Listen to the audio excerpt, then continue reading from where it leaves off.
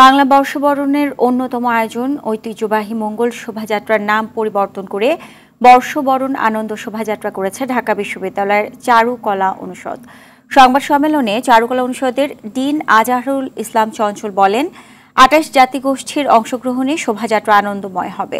নাম পরিবর্তে ইউনেস্কোর স্বীকৃতির কোনো সমস্যা হবে না বলে মনে করেন ঢাকা বিশ্ববিদ্যালয়ের উপাচার্য নিয়াজ আহমেদ খান। আরও জানাচ্ছেন বিপুল দেবরায়।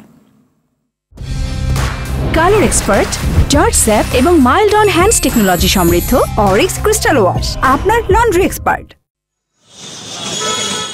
বাঙালির বর্ষবরণের অন্যতম আয়োজন, জাতির ইতিহাস ঐতিহ্যের ধারক বাহক হিসেবে চারুকলার মঙ্গল শোভাযাত্রা ২০১৬ সালে ইউনেস্কোর স্বীকৃতি পায়। সম্প্রতি মঙ্গল শব্দটি নিয়ে বিতর্ক ওঠায় এর নাম বদলে বর্ষবরণ আনন্দ শোভাযাত্রা করল কর্তৃপক্ষ।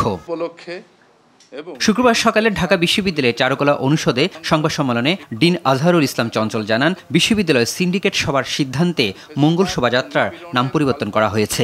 পরিবর্তন বলছি না, আমি বলছি আমরা পুনরুদ্ধার করেছি যে আমরা সেই আনন্দ শোভাযাত্রাকে। কিছু ধর্মভিত্তিক দলের চাপে নাম পরিবর্তন হয়নি বলে দাবি করেন চারুকলার ডিন। তার মতে সকল শ্রেণী পেশার মানুষের কথা চিন্তা করেই নতুন নামকরণ করা হয়। একটা ফেসিবাদী শাসন ব্যবস্থার এই মঙ্গল শব্দটাকে এমনভাবে চর্চায় নিয়ে এসেছে, এটা যথেষ্ট রকম কিন্তু ব্যাড ফিলিংস কাজ করছে সোসাইটির বিভিন্ন ধরনের মানুষের।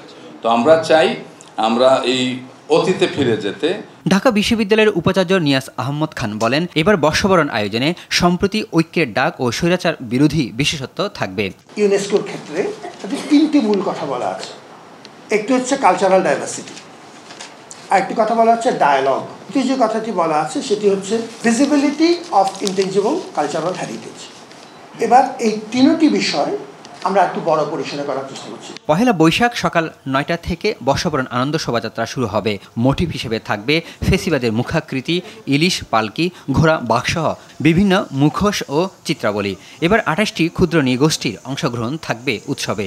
আয়োজন শেষ করতে হবে বিকেল ৫টার মধ্যে। বিপুল দেবরায়, RTV, ঢাকা।